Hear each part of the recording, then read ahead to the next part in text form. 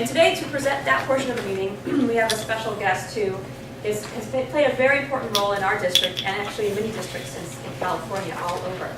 She is the past district governor of District 1, which is the west side and beach areas and part of LA on that side of LA. She was also involved in the top 3 up in Northern California District 2, right, up to the LGET.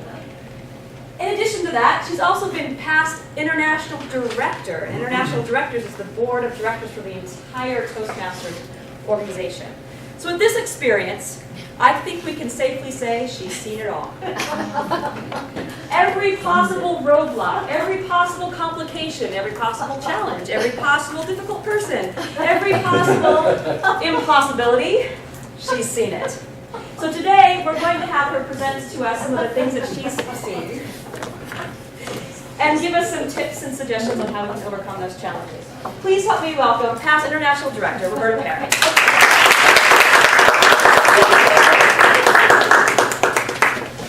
Oh, I won't say that I'm feeling old when you're Well, it's a pleasure to be here this evening and to be talking about one of my favorite topics, and that is the Distinguished Club Plan. I'm president, currently, of Renaissance Speakers. Now, last year, Linda and the team, Renaissance Speakers got bragging rights for the next 12 months. Is that correct, Linda? That's correct, absolutely. Because of our success with the Distinguished Club Plan. But that's not why I'm so excited about it, even though I am a competitor at heart. On Sunday, at Renaissance Speakers, we had the finals of the guest game. As all of you know, we had a Smedley contest, right, since August 1st through September 30th, and we ran it as a guest game, of course, in our club, with the reward being 2 VIB tickets that I had won at the district contest to the Warner Brothers tour. One of my dearest friends is Cass Warner, who is the granddaughter of Harry Warner. So I invited Cass to be at our club on Sunday to give out that award. And one of the things Cass talked about is about her grandfather with Mary Warner and, of course, all the uncles, and said that they never met a roadblock they didn't like. They never met a challenge they didn't like. They never met a stop they didn't like, because it gave them the opportunity to be creative and to find a way around, over, or under those roadblocks, challenges, and stops. And she was so inspiring on Sunday, and if you read her book about the Warner Brother family, or if you look at her DVD, just the family itself is inspirational. And I know we have a Toastmasters club there at Warner Brothers, and I know Cass has been in and out of that particular club. But it talks specifically, if I even talk tonight, it talks specifically to what we're talking about this evening. Now, it's saying that I am an old-timer in the organization. Well, I have to admit, I joined 6 months after they allowed women into the organization. Oh, wow. So I joined on Valentine's Day of 1974 in Seattle, Washington. Now, hopefully I don't quite that. But in 1974, so if you were to go back into what Toastmasters was doing back then, I am literally before the DCP. In fact, I'm before the forerunner, which was the club success plan. Actually, I was before the website. So I've been through a lot, I've seen a lot, I keep running into roadblocks, challenges, and stops all the time. But what amazes me today is because of what I've been through before. Before, we didn't have all the materials that our district at Toastmasters International has given us. None of that. In fact, we never had a website. We were told what our goals should be. We could actually set whatever goals we wanted, but we were told what they should be. We had to figure out how to go do those.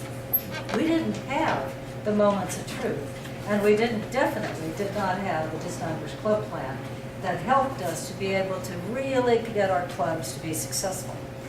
I was around during the beginning of the Moments of Truth, and let me tell you that story. Bill Hamilton was the president of Toastmasters International, and he was a member of probably the best club in all of the world, called Early Risers in Phoenix, Arizona. I'd heard about this club. I'd never seen the club, but I happened to meet Bill at one of our events, and he invited me to visit the club in Phoenix. I went down, and at this time, I was a member of a club that was barely keeping track with 20, 22 members, so I go to his club. Now, his club starts at 6 a.m. in the morning.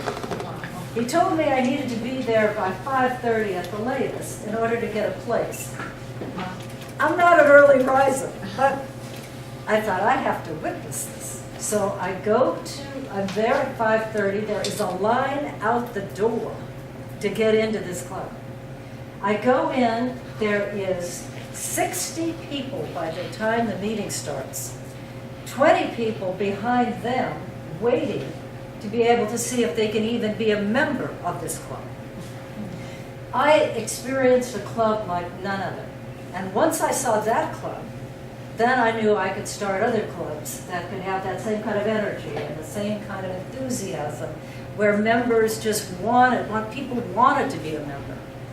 So we came back to Bill later on and said, Bill, Mr. Hamilton, President Hamilton, it's great that you've got the best club in the world, but how did you do that? What? And so what Bill and his club did is put together the top 10 things that made a great club or made a club successful. They passed it out to everybody and all the clubs, and that eventually, with some fine-tuning, became Moments of Truth. So we have had an incredible amount of experience with the Moments of Truth, and as both Joe and Linda so eloquently said, if you follow this as a quality, and looking at the quality of the club, this is something that will definitely help you in rising, or making sure that every member of your club is successful. One of the things I did as president, first thing this year, is I met with my team in July, and we went through the Moments of Truth and really did a serious look at the Moments of Truth and our club. And I found outpoints. I thought we were perfect. We had just won that award. I had bragging rights. I thought we were perfect. We weren't perfect. We had totally dropped out the mentor program. Can you believe it? I mean, I couldn't even believe that we had totally dropped out the mentor program. And there were other things on this that we had just totally dropped out.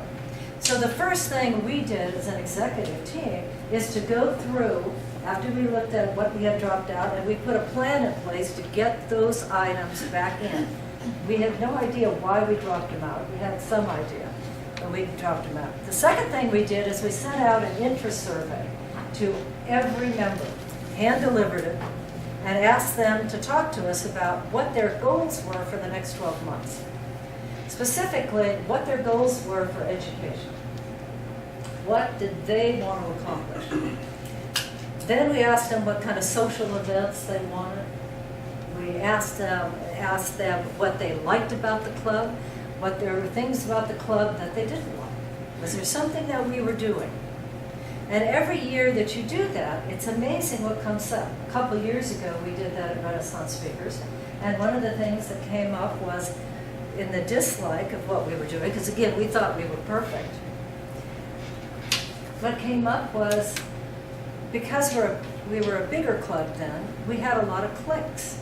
We never saw ourselves as cliques within the meetings, but people who would come in and join thought that we were cliques, and thought maybe if they didn't belong to a clique, they may not really be a member of the club. So we needed to handle that.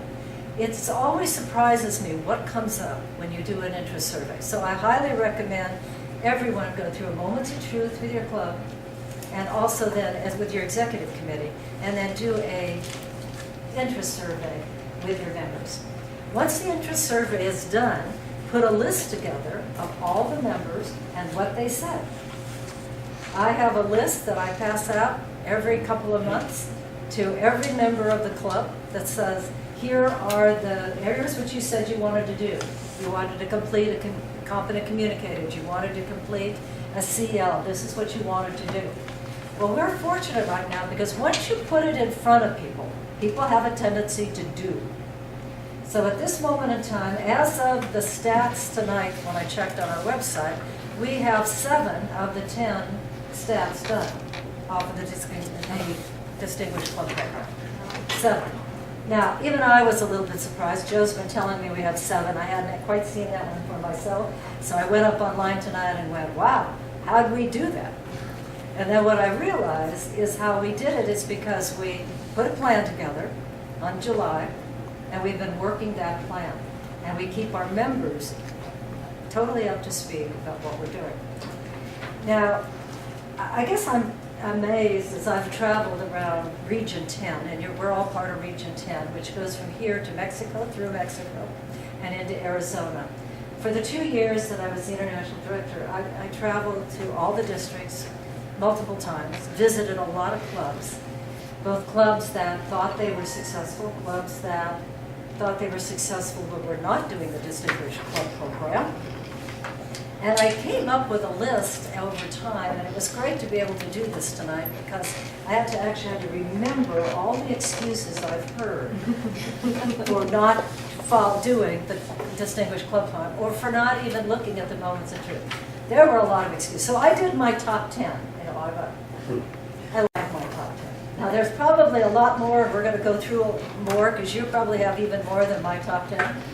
So here are mine that I've heard. And we'll get to yours in a minute. Number 10. First question is usually, what is it? I've heard it more than one time. Number 9. Okay, I know what it is, but I don't know how to do it. Number 8. I don't have the time to worry about the Distinguished Club Plan. Have any of you heard that one? Number 7. Oh, and I think, Linda, you mentioned this one tonight. I am a DTM, don't bother me. Yeah. I have heard that, don't time me as a DTM, don't bother me. Sometimes we DTMs get a little bit Full of yourself. Yeah. Good. All right, that was number 7. Number 6. This one was interesting for me. I am not competent on using the Toastmaster website. Okay. Number 5. We don't need the DCP, but we are a successful club. Now, I usually follow that when I hear that as an excuse with, well, how many members do you have? Majority of time, it's 6, 5, 4, under 10. Not once has anybody ever said it over 10. Number 4, we're either a big club or we only meet for an hour, and that's not enough time to get everybody through their manuals once a year. That's kind of an interesting one, because you can always have special meetings. I've heard that one. Number 3, we are a new club and can't be distinguished this year. Now that is totally false, because in August at the board we passed new bylaws, and the bylaws changed that. So a brand new Toastmasters club can be distinguished. So if you're a brand new Toastmasters club in here, don't worry about it. You can be distinguished this year. Number 2, our club members don't care about stats or numbers. And number 1, we don't want to do it because we're a social club. Now that I experienced most of the time in District 1, which is your neighboring district. I used to have a club over, and in fact, the first time I heard it was actually over there. When I was an area governor, one of my clubs was the Elks Club in San Pedro, all men. Because they were grandfathered into the organization, they didn't have to have any of us women. And I was going to be their first area governor. So a female area governor. So I came into my first meeting, and again, I was laughing when you were talking about this, because I came into my first meeting, nobody greeted me, nobody said hello, I sat in the back of the room, and at the end of the meeting, one of the Toastmasters came up and said, do you know, there's not supposed to be any women in here. And I started laughing, and I said, well, I know that, but I'm a Toastmaster, you're a Toastmaster, and I just happen to be your area governor. And they went, oh. Oh. And I said, would you mind if I came back another time? Anyway, oh, okay. So I left, and I came back the next week. This time I was greeted. They invited me in, and we got to, I love that club. I absolutely love that club. But that was one of those social clubs. They didn't want to do manual speeches. They met at the Elks Club. They were a social club. They went to the bar. They got their drinks. They brought them in. But I kept coming back. And I keep bringing things back. And I would do a manual speech. And every once in a while I would encourage them nicely to do a manual speech.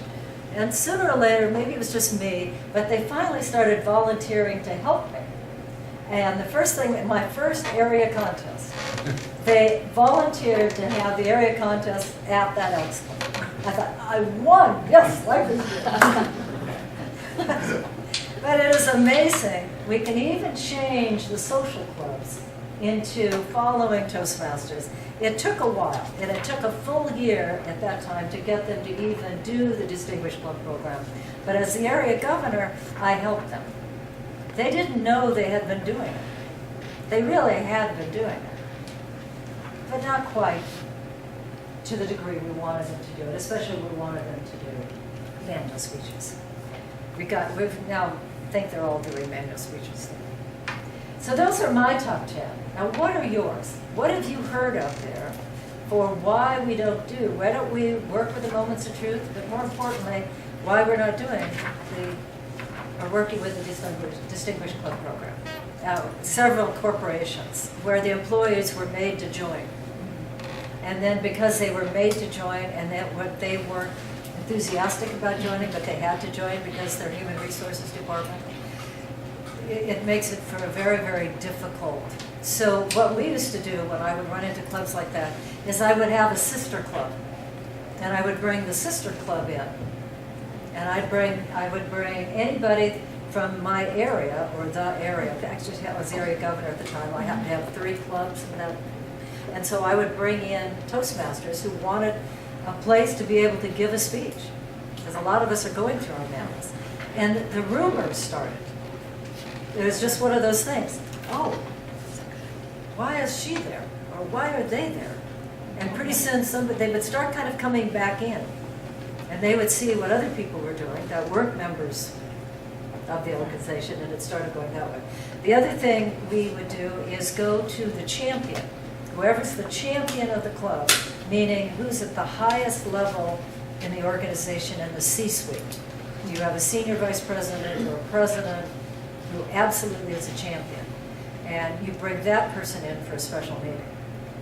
Okay. And when they start seeing who's in the meeting, and we would usually try to do that twice a year, where we'd have a special meeting for the champion to come in and talk about the value of what Toastmasters brings to the organization. And I was always laughing when I was writing these down about the social, because even though people say, well, we're a social club. Yes, you are a social club. We want to have social clubs. We want to have safe, friendly environments where we are in a social environment.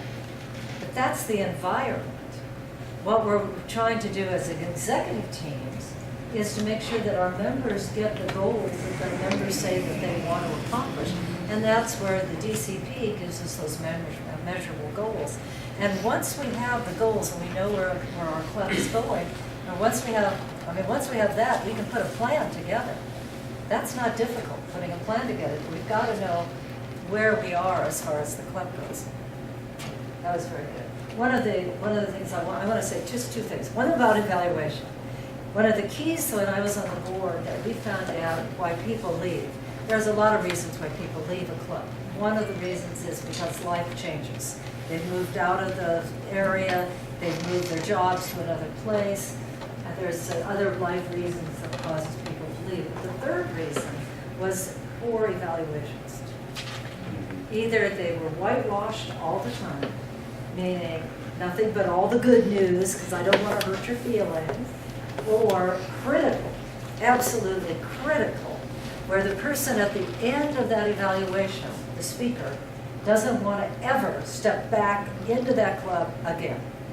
So we have to be very careful about our evaluations. And if you've not done an evaluation seminar in your clubs recently, it would work real well to have either somebody from your club do that evaluation workshop, or to have the area governor do it for the entire area.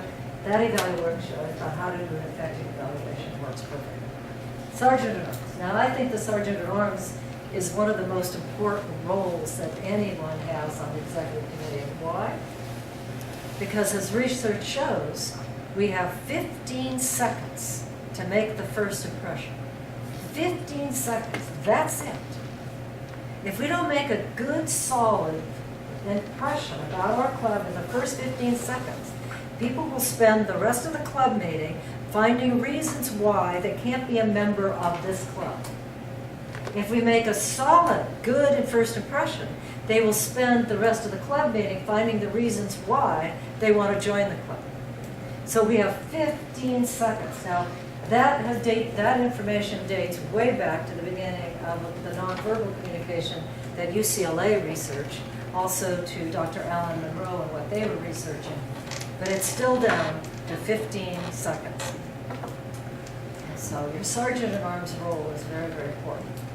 A lot of roadblocks can be stopped just with that. And I love the whole thing about the networking and making people feel special. A lot of our clubs I go into, and there are the little cliques and other things, and we think that everybody every week knows each other and likes each other. That's not always the case. We sometimes don't know each other as well. I've seen now two club meetings where we've done, Joe and I actually talked about this too, I thought, I've now just seen it done in District 1, where they had a club meeting where they did a whole networking event. Because they realized in their club that we all know each other as Toastmasters, but we don't know what each other does for business. And so they did an entire meeting on networking, and the fact that everybody had to get up and talk about, it was all about table topics, that meeting, had to talk about their business, and who their clients are, and how they get business, etc. And it worked out very, very well. And Joe, you and I talked about doing something. It's kind of an All the great advice and suggestions and effective meetings.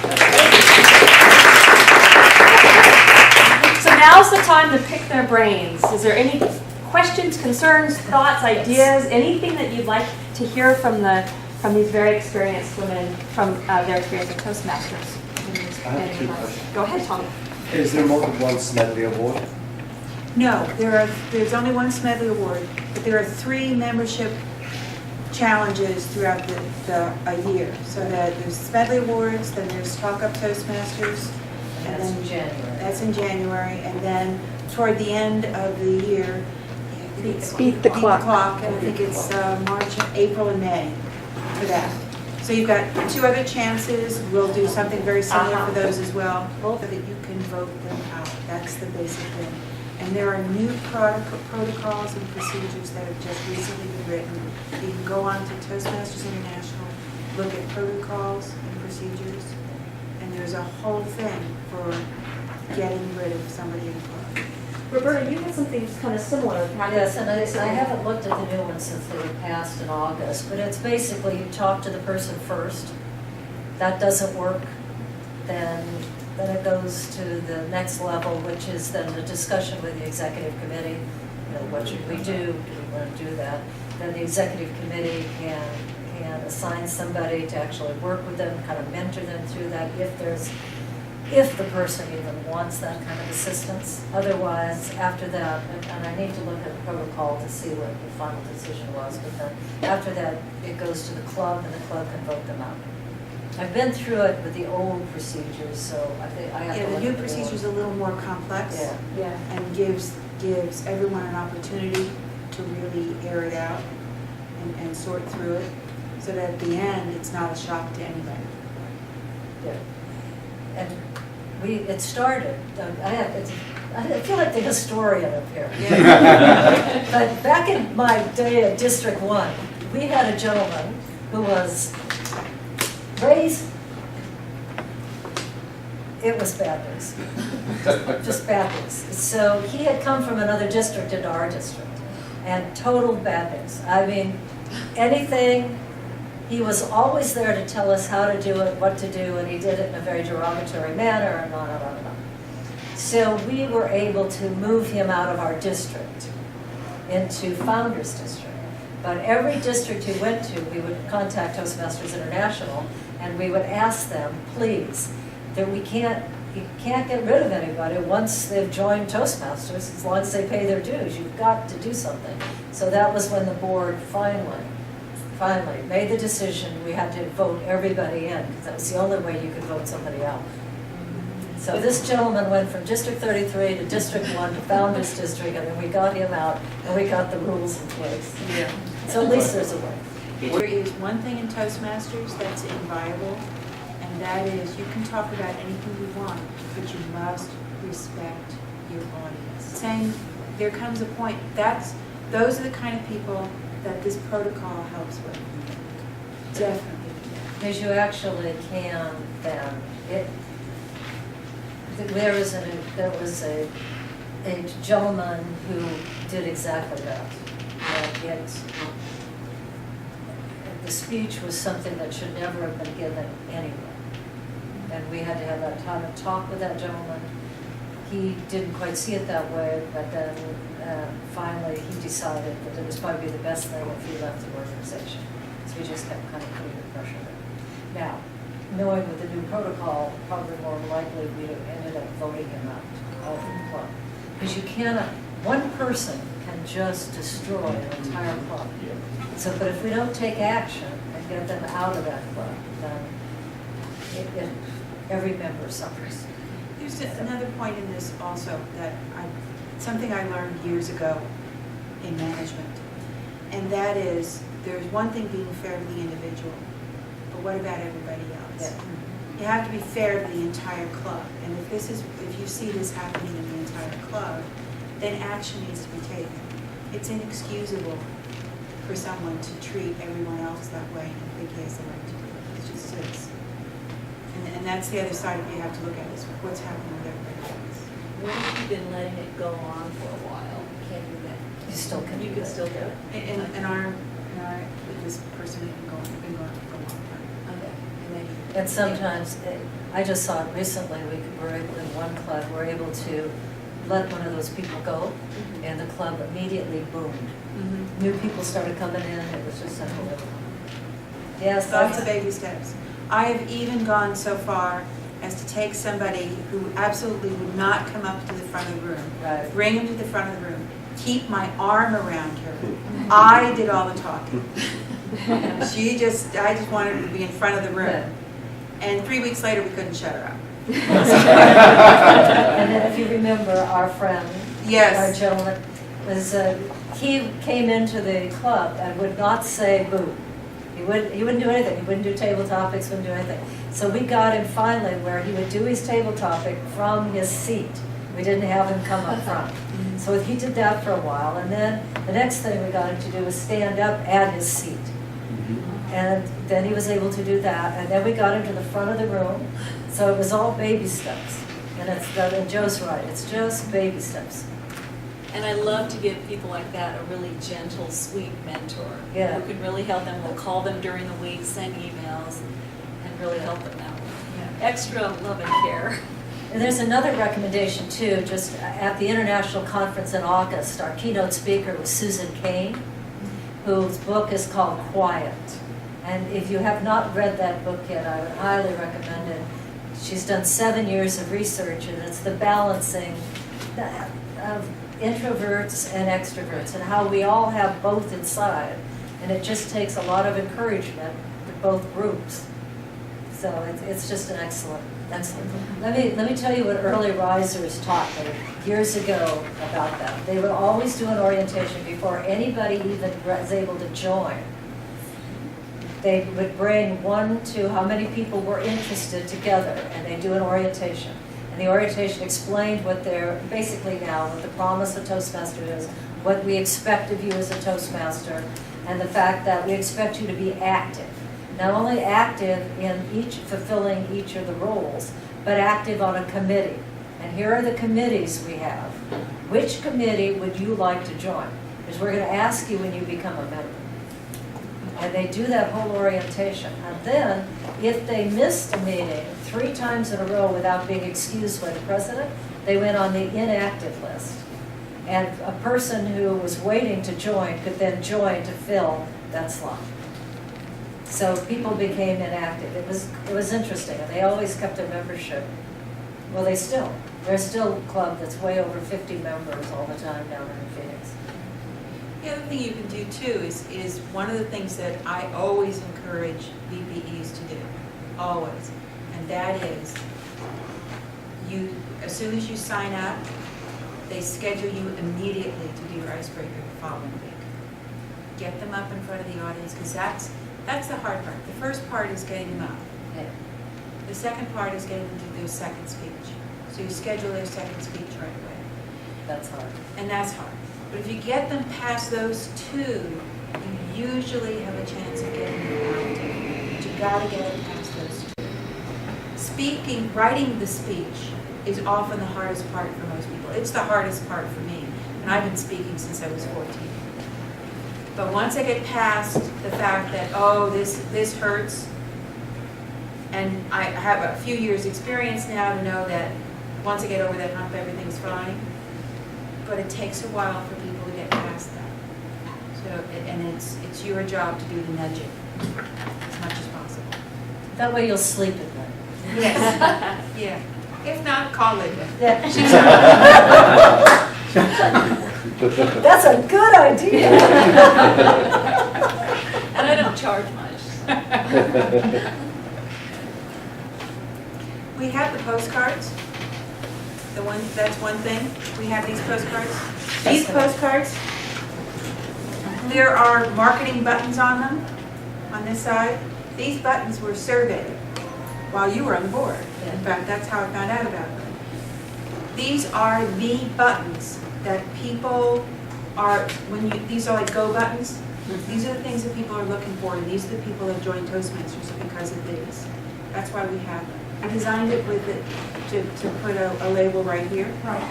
Now, the other thing about this, the budget that I have for District 52, I made sure there's plenty of money in that budget for lots and lots of cards. So if you run out of them, don't feel shy about it, calling Janet and asking for more. And Because we have tons of them. What about meetup? Right, meetup is another thing. That's great. But this year, James Madison. Right. Because your clubs are Republican clubs, right? Right. It's a Republican club, so that It's is a Republican club, and a meetup is a good option for you. I know how it works. The district has a site. It has a District 52 has a meetup. The only meetups I add to it come from the district governor. Okay, well, put James Madison on it. Right, You Linda? want it? Yeah. Yeah. You want it? Just anyone It who has, wants it, all that just has to let go me through know. Joe. I have my cards. Email me and let me know. Okay? And then I put on your meeting time. I put on the information that's from Toastmasters International, so make sure that's correct, because that'll be a big problem. And then any description that you want on there as well. Right, so I have cards, I have plenty of cards. Just email me. If you look at the CL, if you look at the little descriptions in there, they are so simple. And they're repetitive too, because some of the things on the CL, you'll do the same thing 3 or 4 times, but you're looking at it from another point of view. The value of the CL is that it is so simple and so easy to do. Because you're going to need a timer for Marion, so it's again baby steps for the Yeah. seal. It's tiny. And there are a couple of things that are kind of chunky, but do the other things first, and then even the things that are chunky are not that big a deal. All right, before we end, I just have 2 questions for the panel that I wanted to make sure we covered tonight. The first one is many clubs have people who've been around a long time. And sometimes these members are not as encouraging or as involved as they could be. How can clubs where they have members that have been around a while, how can they encourage their members, old timers, I guess we call them, to get more involved and to be more supportive of the club? Lovingly. Linda, let's let Linda start. Linda's an old timer. How can we get you more involved in our clubs, Linda? Well, I mean, I think the energy level of the club is really important. You know, like that Jane Austen Yeah. quote, you can never have too large a party. So you have to keep that atmosphere in the party and make sure that the VPE is encouraging the old timers as well. But the long-time members as well. So you don't just encourage the brand new people, it's everyone in the club. And make sure the goals of the old timers are being filled as well. Well, and that's, Linda brings up an interesting, it's interesting because a lot of times the DTMs won't write down any goals. And I'll see things come back in other clubs where there's not even a goal listed. So that means then that's either the president or the EVP has to meet with the DTM and just say, well, we've got to put down one goal because you're a role model. Right. You know, it's again, it's all that positive. Yes. You're a role model in this club. So what's one thing we could do? Yes. It's And not make- easy sometimes. And make sure the DTMs know they are mentor status for the rest of the Exactly. Yeah. And you Role keep model. repeating, yes, Yeah. and you keep role modeling, repeating the CC and the ACs. Yeah. So I'm about to finish a second DTM. I I'll know go I'm for a starting third. on one. Yeah. So you never stop. Never stop. No, we all know a woman who has 8 DTMs.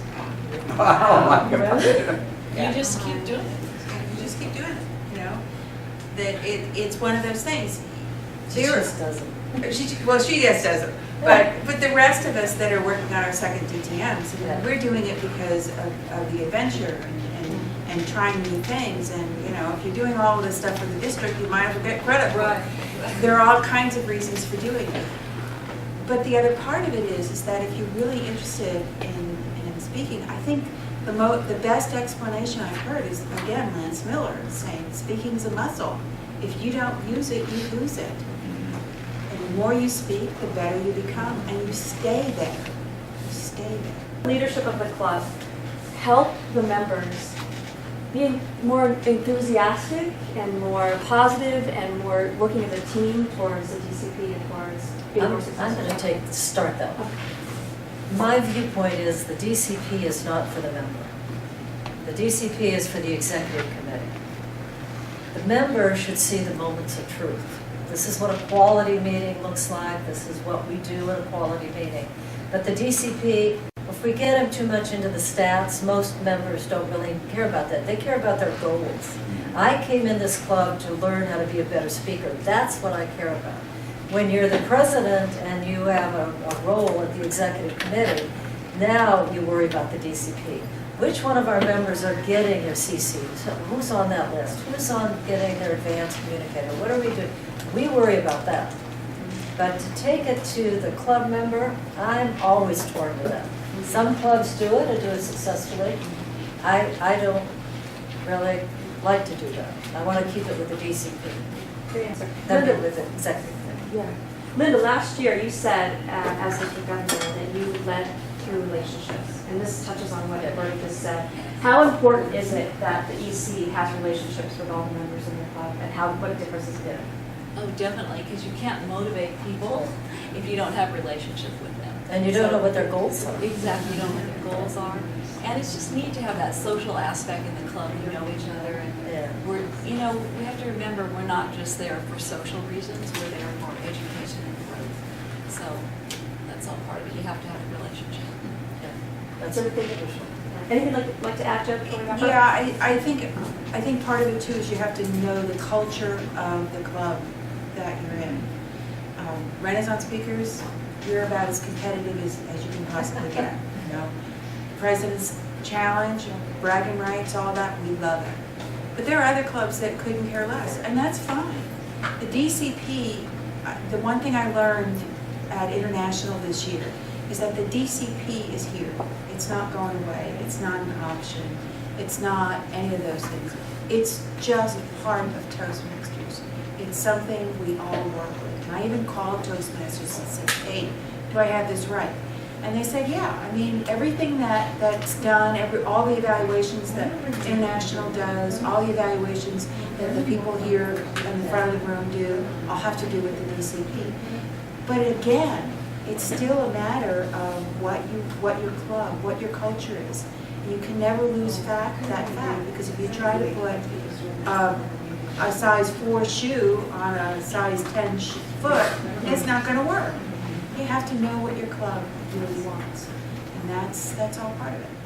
Well, thank you all for being here tonight and giving us your valuable insight and perspective. And thank you for coming and being excited about your club's success. And hopefully you gained a lot tonight. Did you feel like you gained a lot? Good, excellent.